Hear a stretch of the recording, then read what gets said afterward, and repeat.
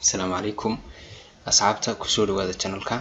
caawa waxaan duubanaa cashirkeeni saddexaad ama idin soo gudbinayaa cashirkeeni saddexaad ee ku saabsan Microsoft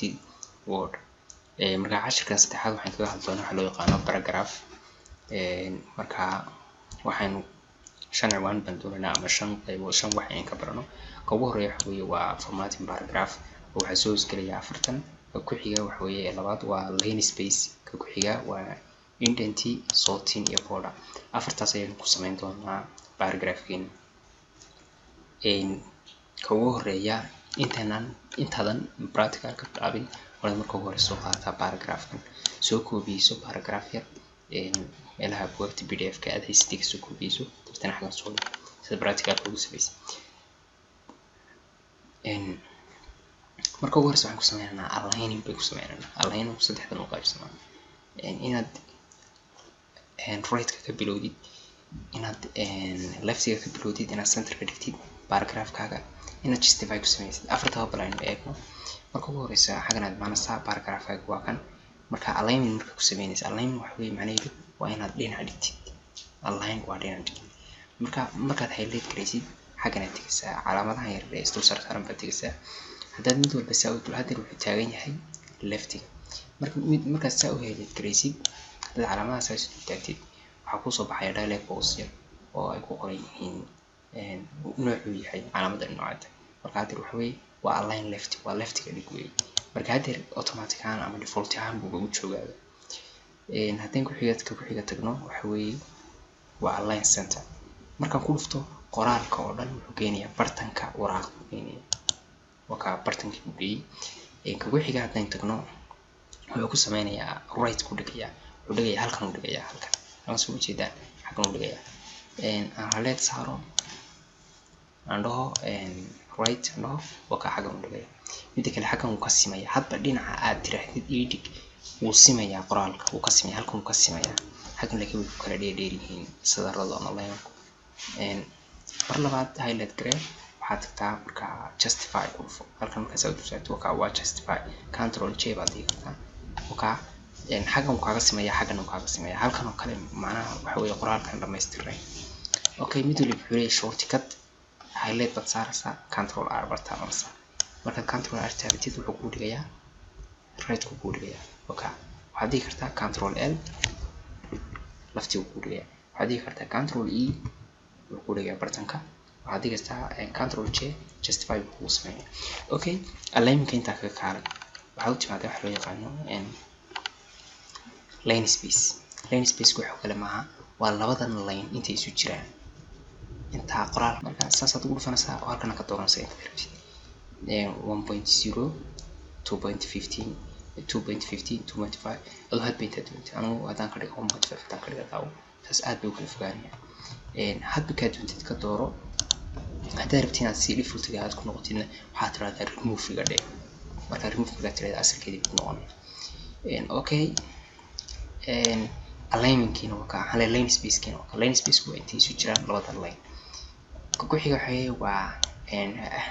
indent waxa weeye inuu paragraph-kaaga gudaha geliyo halkan uu ka durkiyo xogaa gudaha uu space yar geliyo oo uu durkiyo haddaan paragraph-kan hadeer aan highlight gareeyo waan tago indent waa kuwan waxay leeyihiin decrease iyo increase bay leeyihiin decrease haddaan dhaho xaggan left uu badinaya qoraalkayga haddaan increase dhahan xaggan uu wadaya hadday xaggaas uu wadaya haddaan decrease ku sameeyo bartiisii ku xidhnaya xaggan uu celinaya marka increase iyo decrease buu leeyahay kaasina waa indentiga waa kordhin iyo ka jarid haddaan u tagno waxa loo yaqaano sorting waxa weeye qoraalka inuu ku habeeyo waxaaga inuu wax isku dhex yaacsan uusan noqon uu noqdo wax habaysan by number uu habaysanaado by bullet uu habaysanaado ama by alphabetical uu habaysanaado waxaan tegaynaa kuwana sorting ku sameynaa hadeer qoraaladan sida caadiga ah tirada markaad eegtid a iyo g isku xigaan a marka alphabetical-ka a iyo c ba isku xigaan macnaha a b ba ku xigta b iyo c ba ku xigta marka b haday maqan tahay waa in a ay c ku xigta soo ma sida u habeyn kartaa qoraalkan macnaha highlight baan saarayaa highlight markaan saaro waxaan tegayaa halkan ay ku qoran tahay z to z halkan waa sort ku qoran boxka ay ku soo booday sort ba qoran markaas aad taabatid xagana tigis halka uu ku saaray highlight haddii halka aysan paragraph taagnayn boxka yar ba soo fursaa boxka ma soo furto waxa dooran kartaa heading hawlanta field waxa weeye waa marka table ku shaqeynayso sidoo kale hadda inagu laakiin paragraph ma rabnaa inaan sort gareyno paragraph ku dhufanana okay xakan hadda timaadid tape textiga waxaan rabno inaynu ku sameyno sorting waa textiga taasa maaha number iyo wax kala toona xagan hadda textiga ma ascending bad ku sameynaysaa waxaad ka bilaabaysaa a markaas ilaa z badaysaa mise waxaad ku sameynaysaa descend iyo z bad ka bilaabaysaa markaas a ku geynaysaa waa kor ka soo bilaabid iyo hoos ka soo bilaabid marka ina waxaan dhahnaa a to side ka dhig kor ka soo bilow oo hoos u dhig okay then okay bad oranaysaa waka hada wuxuu bilaabay a buu yiri b way maqan tahay c ba laakiin joogtay c buu ku xijiyay d buu ku xijiyay f buu ku xijiyay g buu ku xijiyay si uu kala horeeyaan buu kala horeeyay okay waxaad dhihi kartaa oo kale by number kaliya ku xisaab kartid waxaad ku xisaaban kartaa oo kale xagan oo kale waxaad dooran kartaa waxa la yiraahdo kuwan kala dooran kartaa adigoo sameynaya bullet u sameynaya numbers u sameynaya waxa soo dhama sameynaysa haddaan kuwan raaciyo number ku igu sameynaya haddaan waxaan dhan soo tagay kabiliye haddaan rabo bullet haddaan rabo xalayad check haddaan rabo bullet kan waxa soo dhan waa soo tagay kamida okay soo tagay intaan kaga imaano maxay noo haray waxa loo yaqaan border inaynu paragraph keeni gelino border gelino okay highlight basaarsa paragraph kodan din waxay tigaysaa xagan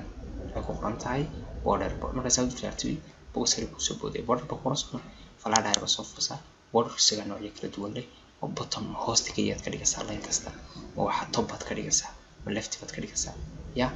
soo ma jeedid waxaad ka dhigaysaa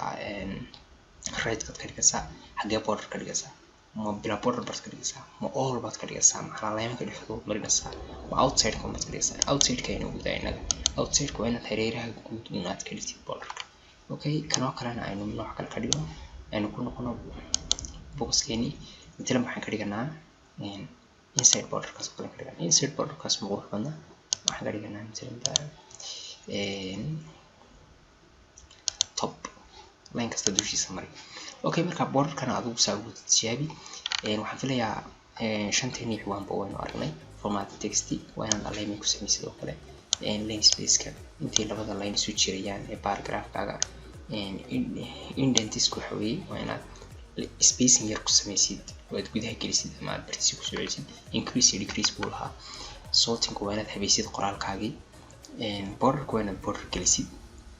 intaas ayuu cashirkeena caawa ku ogyahay aad iyo aad maasantihiin hayla inaad channelka subscribe saartaan video like saartaan assalamu calaykum waraxmatullaahi wabarakaatuh